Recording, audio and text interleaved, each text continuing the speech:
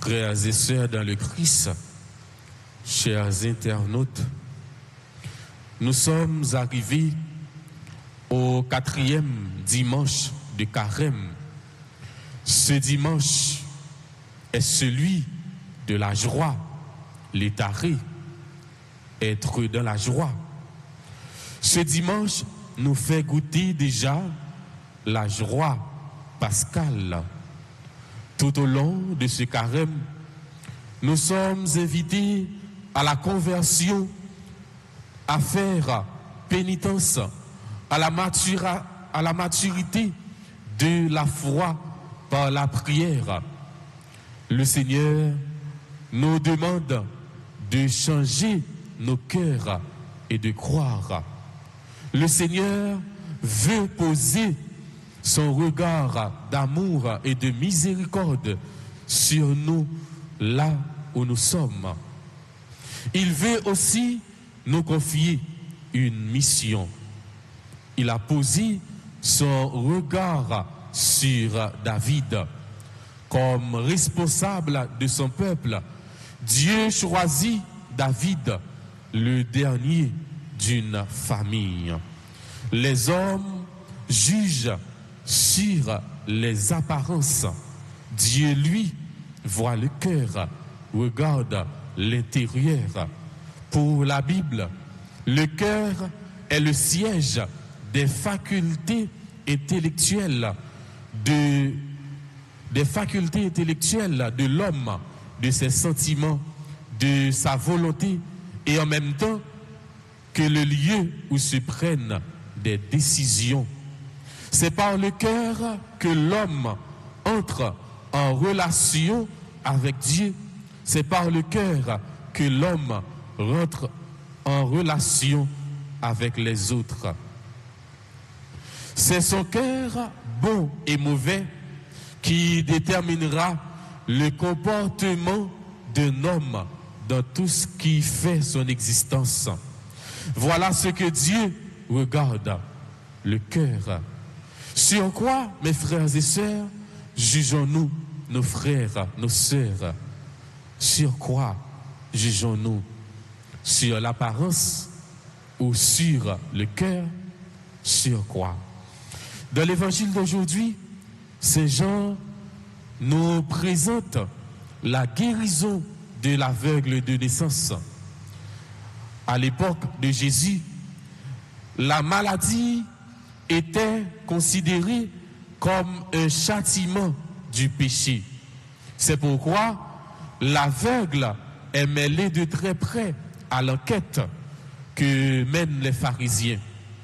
Pour guérir l'aveugle, Jésus applique de la boue sur ses yeux, un geste qui nous rappelle la création de l'être humain. Dieu modela l'homme avec de la poussière. Jésus le demande d'aller se laver à la piscine de Siloé. Un autre geste qui nous rappelle notre baptême. La piscine de Siloé, mes frères et sœurs, est le bassin d'Ézéchias du 8e siècle, signifiait envoyé et symbolise dans le Nouveau Testament la lumière messianique et le baptême. Et c'est Paul rappelle aux chrétiens d'Éphèse, jadis ténèbres quand ils étaient païens, et maintenant ils sont devenus lumière par le baptême. Ils se sont éveillés, ils se sont relevés d'entre les morts, illuminés par le Christ. Désormais, ils doivent produire des fruits de lumière, beauté, justice et vérité. L'aveugle a reçu une nouvelle naissance. Il est devenu fils de lumière. Jésus rétablit la dignité de l'aveugle né la dignité de fils. La guérison de l'aveugle-né illustre la parole de Jésus. Je suis la lumière du monde. Les pharisiens qui croient voir grâce à la lumière de la loi s'aveuglent. L'aveugle-né voit le Fils de l'homme. L'aveugle-né reçoit de lui la lumière de la foi et se prosterne devant Jésus. Lui seul est capable de reconnaître qui est Jésus. Alors, mes frères et sœurs, le chemin de la foi n'est pas toujours facile. Nous le constatons à travers la guérison de l'aveugle-né, la timidité de ses parents, le parti pris des ennemis de Jésus. Si dans l'acte de foi, l'intelligence doit chercher à comprendre, elle ne peut pourtant rien que nous aveugler. Si notre esprit n'est pas disponible pour accueillir l'illumination de Dieu, la lumière de la foi. Jésus ouvre les yeux de la foi de l'aveugle de naissance. Il se prosterna devant Jésus en disant « Je crois ». Oui, frères et sœurs, nous-mêmes chrétiens, nous devons poser nos questions pour nous regarder, est-ce que nous-mêmes, nous avons la foi? Est-ce que nous croyons effectivement dans bon Dieu? Nous devons interroger la vie, nous, interroger nous, questionner nous sur l'évangile ça, pour nous regarder, est-ce que nous avons la foi? Pour nous poser nos petites questions ça de façon personnelle et puis nous méditer dans le cœur nous. Nous gagnons comme responsabilité pour nous éclairer vrai avec saint nous, avec lumière, l'évangile là, avec la foi nous, parce que c'est témoignage nous qui a édifié l'église là, c'est témoignage nous qui a poussé l'autre yo converti pour un chemin bon Dieu.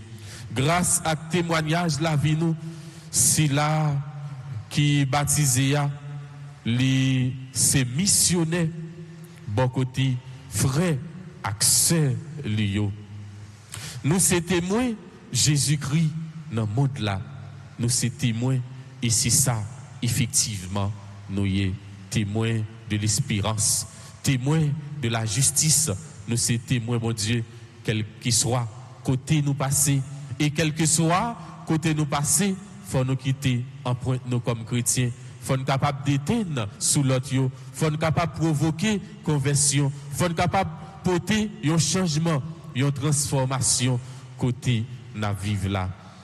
À travers texte n'a médité matin, Jésus a invité nous pour nous convertir, pour nous changer de direction, pour nous changer cœur nous. L'a demandé nous changer regard nous, regard n'a posé sur l'autre là. Suspend passer pour bon Dieu. Dans le jugement n'a porté sur l'autre yo, sur frère nous yo, sur sœur nous yo. Les nous juger l'autre yo, les nous condamner yo, nous prend place bon Dieu. N'oubliez que c'est humain nous y, que nous-mêmes tout nous ces faiblesses nous capables de tomber. Nous souvent n'oubliez ça, nous prend place bon Dieu et puis n'a porté des jugements sur l'autre yo et puis nous condamner yo. L'a demandé nous tout pour nous quitter toute attitude pharisaïque. Ça veut dire pour nous quitter hypocrisie. C'est hypocrisie qui fait pharisien yo, il a cherché enquêter sur miracle Jésus lui-même lui fait ya. Eh bien, déclaration que yo fait, il pas sorti non bon Dieu puisque Jésus fait miracle ça jour sabbat. Yo si tellement attaché avec la loi mosaïque là, eh bien, yo rejeté Jésus.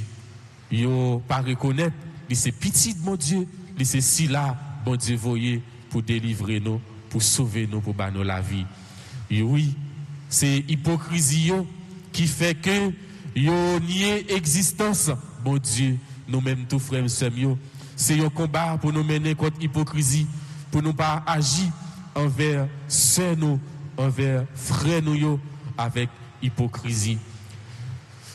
Oui, frères et sœurs, dans la messe, on demande bon Dieu la grâce pour nous capables d'avancer sous chemin la foi.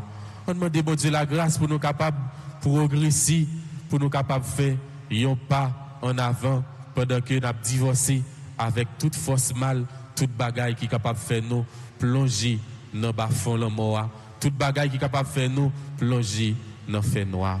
Amen.